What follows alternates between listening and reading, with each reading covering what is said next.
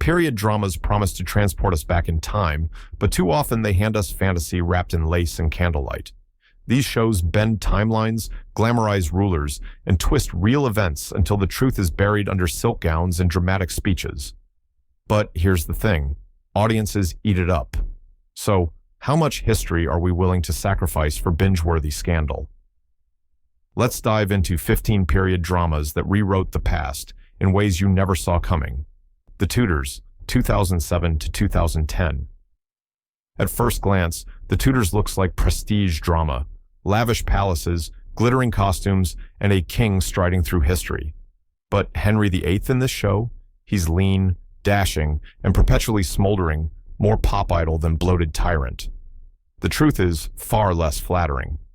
By the time Henry had married, divorced, and executed his way through wives, he was obese, riddled with injuries, and plagued by paranoia. The Tudors chose glamour over grit. The show also rewrote the timeline. Events that took years are squeezed into neat arcs, while key figures are erased or combined to simplify messy politics. Even the religious upheaval of England is reduced to a backdrop for royal melodrama. And then there's Jonathan Rhys-Meyers' portrayal, passionate, magnetic, but hardly recognizable as the historical king who ate himself into immobility. What makes The Tudors fascinating is its unapologetic choice. It never really cared about history, it cared about drama. The series wanted affairs, betrayals, and power plays that looked good in candlelight. It succeeded as entertainment, but left viewers with a warped version of one of England's most infamous rulers. In short, it was history rewritten for the sake of binge-worthy television. Reign 2013 to 2017. If you thought Mary, Queen of Scots, lived in a dangerous political world of betrayal and bloodshed, Reign would have you believe she also lived in a CW teen drama. From the first episode, its clear accuracy is optional. The costumes alone give it away. Characters wander around 16th century courts in outfits that look closer to a fashion magazine spread than Renaissance attire. The soundtrack takes the distortions even further. Pop songs underscore coronations and councils, making history feel like a music video. And the characters? They're reimagined as rebellious, modern-minded young people, navigating scandal, romance, and rivalry, as if they were in a high school cafeteria. Real figures are shifted, relationships invented, and entire political struggles are softened into melodrama. Mary herself is reshaped into a romantic heroine rather than the tragic monarch caught in the brutal machinery of European politics. It's not that Reign doesn't know what it's doing, it knows exactly what its audience wants. Romance, drama, and glamour win over historical detail every time. The result is a series that entertained, but misled. Instead of understanding Mary's real struggles, viewers were left with a glossy soap, opera draped in crowns. It's not history, it's prom night at the castle. Vikings 2013 to 2020. When Vikings first aired, it promised gritty authenticity. Mud, blood, and longships crashing through waves, it looked like the Viking Age had finally been brought to life. But then came Ragnar Lothbrok, the central figure of the saga. The problem? He may not have existed at all. Ragnar is a semi-mythical figure from Norse sagas, likely a blend of several leaders and folktales. The show compresses centuries of raids, battles, and dynasties into the lifespan of one family. Ragnar raids Paris in one season, while his sons lead campaigns that, in reality, took place decades apart.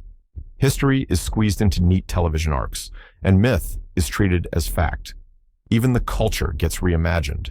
Hairstyles, weapons, and social roles are chosen for cinematic appeal rather than historical accuracy. Shield maidens take center stage as warrior leaders, even though most evidence suggests their role was rare, not commonplace. The show also dramatizes clashes with Christian Europe, bending timelines for maximum drama. Still, Vikings captures something important: the spirit, the violence, the ambition, the sense of destiny.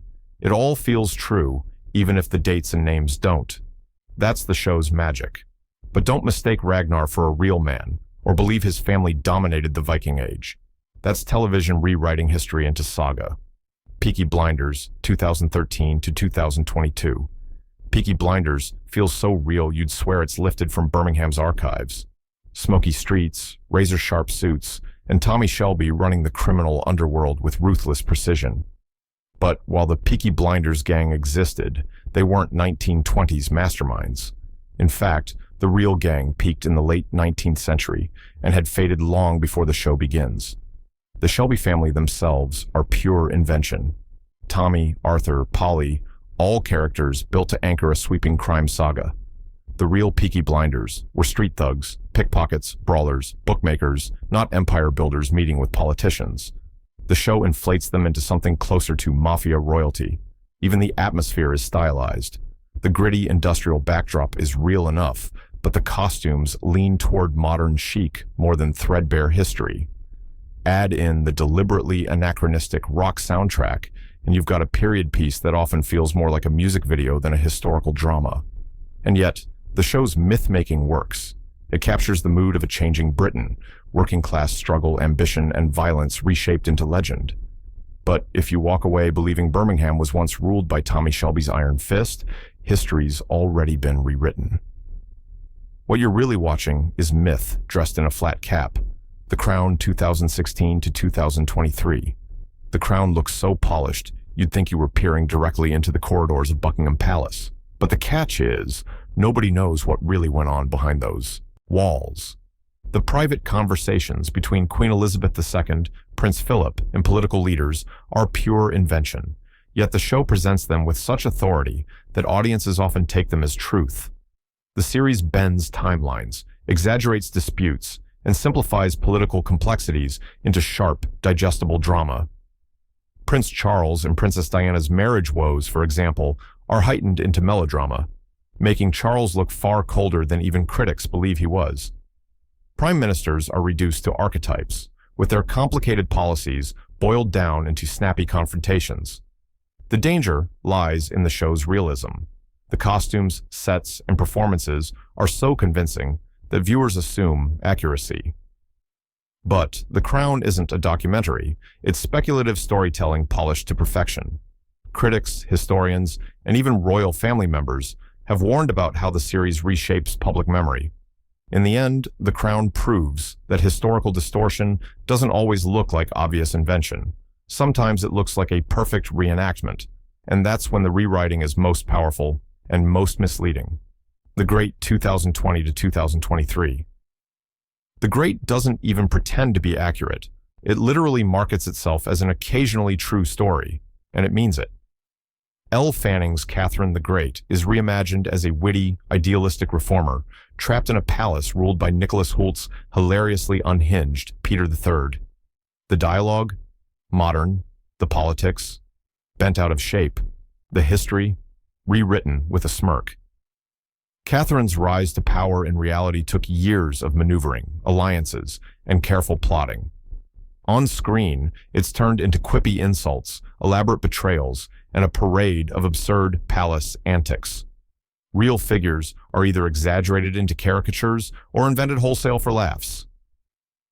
The coup that made Catherine Empress is reduced to a sharp punchline rather than a ruthless and bloody power struggle. And yet, the genius of The Great lies in its honesty. It doesn't hide the distortions. Instead, it leans into satire, exaggerating history until it becomes comedy. Catherine isn't just a monarch. She's a symbol for intelligence sparring with ignorance, progress clashing with chaos. The writers knew the truth and deliberately tossed it out to create something that feels modern and biting. It's not history, it's parody. And it works. The Great might be one of the most historically inaccurate shows on this list, but it also might be one of the smartest in how it plays with that inaccuracy. Knightfall 2017 to 2019. Knightfall promised to reveal the secrets of the Knights Templar, those legendary warrior monks of the Crusades. What it delivered instead was a flashy mashup of conspiracy theories, invented romances, and melodrama fit for prime time. Historically, the Templars were a powerful military order with immense wealth and influence, eventually suppressed by the French crown. But Knightfall tosses that complexity aside in favor of cloak and dagger intrigue, love triangles, and political plots that would feel more at home in a soap opera. The show imagines Templars secretly guarding the Holy Grail, adds forbidden affairs, and invents dramatic betrayals that never happened. The costumes and battles look good, but the story strays far from reality. For example, the series portrays King Philip IV's relationship with the Templars as deeply personal, while in reality, it was driven by financial motives. He wanted their fortune, not their downfall in some vendetta-driven drama. What's left is a series that feels like historical fan fiction. It takes a fascinating order of warrior monks and dresses them up for melodrama. The Templars' real history is dark, bloody, and complicated. Knightfall rewrote it into action scenes and palace scandal. It entertained, sure, but it rewrote the past until fact was buried under spectacle. Versailles, 2015 to 2018. Versailles is a show that asks, what if the court of Louis XIV looked like a scandal magazine cover come to life? The series is lush, full of gorgeous sets and costumes, but it plays fast and loose with the history of the Sun King's reign. The court of Versailles was indeed decadent, but the show exaggerates every possible intrigue. Characters indulge in affairs, betrayals, and endless personal feuds that either never happened or are wildly distorted. Historical figures are reshaped into larger-than-life personalities, while the broader political and cultural complexities of Louis's rule fade into the background. The showrunners didn't hide their intentions. They wanted Versailles to be sexy, dangerous, and binge-worthy. That meant inserting modern sensibilities into 17th century politics, turning courtiers into schemers who act more like soap opera characters than nobles of the Ancien Regime. What gets lost is Louis XIV's real legacy, centralizing power, waging wars, and reshaping France's political structure. Instead, Versailles reduces the Sun King's reign into stylized palace drama. It's stunning to look at, no doubt. But if you're looking for accuracy, let's just say Versailles is more about mood than truth. Marco Polo, 2014 to 2016. Netflix billed Marco Polo as its answer to Game of Thrones, a sweeping epic set at the court of Kublai Khan. And while it delivered big on spectacle, it also rewrote history in ways that made historians raise their eyebrows. The biggest issue? Marco Polo himself. The real Venetian merchant likely exaggerated his adventures in his famous travelogue, and the series doubles down on that exaggeration. It portrays Polo as a trusted confidant of Kublai Khan, deeply involved in court politics, battles, and alliances. In reality, historians debate whether Polo even played much of a role at all. Some argue he never even met Kublai in the way he claimed. The show also invents entire subplots like dramatic rivalries and conspiracies to keep the narrative moving. While it captures the grandeur of the Mongol Empire visually, it turns Polo into a near-legendary figure, shaping events that he likely had little to no influence over. Still, Marco Polo succeeded in giving viewers a look at a rarely dramatized chapter of history. But accuracy? That's another matter. The Venetian traveler probably would have loved it. After all, he was known for embellishment. The show just continued the tradition. Medici, Masters of Florence, 2016 to 2019. The Medici family didn't need embellishment. They were bankers who became power brokers, patrons of art, and political players in Renaissance Florence. But Medici, Masters of Florence still felt the need to turn them into outright TV drama archetypes. The series simplifies complicated financial maneuvers into easy-to-follow plots of betrayal and revenge. Characters are combined, timelines shifted, and the family's gradual rise condensed into quick arcs. The show also heightens the drama by painting the Medici as reluctant heroes fighting against corruption, when in reality, they were savvy players who built their own system of influence and power. The performances are strong, the sets beautiful, but accuracy takes a backseat to entertainment. Cosimo de' Medici, played by Richard Madden, is reimagined as a brooding hero caught in endless family feuds. The real Cosimo was shrewd, calculating, and less of a tragic protagonist than the show suggests. Medici proves that even families already dripping in power and scandal can be rewritten into melodrama. Renaissance Florence was complicated, messy, and vibrant, but on screen, it becomes a polished narrative built for maximum suspense. Becoming Elizabeth, 2022. Elizabeth I is one of the most studied monarchs in history, but Becoming Elizabeth took her early years and bent them into a high-gloss melodrama. The series tries to capture her teenage rise and the chaos following Henry VIII's death, but it loads the story with dramatic liberties that skew the facts. The show leans heavily on invented dialogue, exaggerated romances, and modernized intrigue. Elizabeth is presented as a precocious political mastermind from the very start, when in reality her early years were far more uncertain and vulnerable. While she certainly showed intelligence and resilience, her eventual strength as queen came after decades of survival and maneuvering, not the fast-track development we see here. Key figures are also rewritten. Thomas Seymour's predatory behavior is dramatized, but the context and complexity of court politics are flattened into something closer to scandalous subplots. Timelines are condensed, betrayals sharpened, and political debates simplified into confrontations fit for primetime TV. The series does succeed in showing how dangerous Tudor politics could be for a young woman. But by rewriting Elizabeth's formative years into a stylized, almost modern drama, it risks leaving viewers with a heroine shaped more by 21st century expectations than by 16th century realities. Becoming Elizabeth is glossy, engaging, and tense, but it's also proof that even the most documented queen can be rewritten for entertainment value. Victoria 2016 to 2019. Jenna Coleman's Victoria is as charming as it is misleading. The series portrays Queen Victoria's reign with sweeping romance, lush costumes, and dramatic palace intrigue, but it sacrifices historical accuracy along the way. The show exaggerates her early romance with Prince Albert, turning it into a fairy tale partnership, when in reality, their marriage was far more complicated. Albert often clashed with Victoria politically, and his influence grew to the point of frustrating her independence. The show smooths these tensions into more digestible drama. Timelines are also shuffled, events are condensed or shifted, and historical figures are written into storylines for heightened emotional impact. Complex political debates are simplified into clear moral conflicts, making it easier to cheer for Victoria as the heroine standing against outdated traditions. Coleman's performance makes Victoria seem more approachable, almost modern in her sensibilities.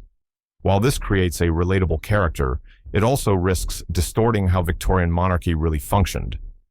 The real queen faced enormous restrictions, crises, and controversies that the show glosses over in favor of romantic subplots and palace scandals. Victoria is beautifully produced and highly bingeable, but don't mistake it for a faithful record. It rewrote history into a royal fairy tale, pretty to watch, but polished far beyond reality. Jamestown, 2017 to 2019. Jamestown set out to dramatize the founding of England's first permanent colony in America, but it took so many liberties that historians barely recognized it.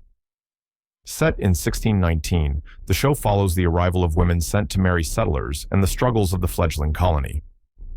On screen, though, it feels less like history and more like a soap opera transplanted to the New World. The series invents constant scandals, feuds, and personal rivalries that overshadow the colony's real hardships. It presents the settlement as a hotbed of interpersonal drama, glossing over the far harsher realities of starvation, disease, and fraught relations with indigenous peoples. While Jamestown does nod to these issues, they're sidelined in favor of invented melodrama. Characters are reimagined to fit TV archetypes. Leaders become tyrants or heroes with little nuance, and colonists are given subplots that feel ripped from modern melodramas. The native presence, central to Jamestown's actual survival and conflict, is minimized or portrayed in overly simplistic ways. The result is a show that entertained but distorted. The real Jamestown was brutal, dangerous, and uncertain, one bad harvest away from collapse. The series turned it into a frontier drama of rivalries and romances, rewriting history into something far easier to consume. Catherine the Great, 2019. Helen Mirren as Catherine the Great sounds like historical drama perfection. And while the series delivers on grandeur and performance, it also plays fast and loose with the truth. The focus is on Catherine's later reign, but the timeline is compressed, and major events are reworked to create a tighter, more dramatic arc. The show exaggerates Catherine's personal relationships and court scandals while downplaying her political achievements. Wars, reforms, and alliances are skimmed over or simplified into neat confrontations. The complexity of her rule, balancing modernization, expansion, and ruthless power gets overshadowed by her personal entanglements. Some historical figures are reshaped into convenient foils, while others are erased entirely. The coup that secured her power, for example, is streamlined into a sharp burst of drama, rather than the drawn-out political maneuvering it really was. The real Catherine ruled for over 30 years, yet the series makes it feel like her reign was a whirlwind of non-stop personal conflict. Mirren's performance is magnetic, and the production is sumptuous, but accuracy slips at every turn. Catherine the Great deserved a nuanced portrayal of her political genius.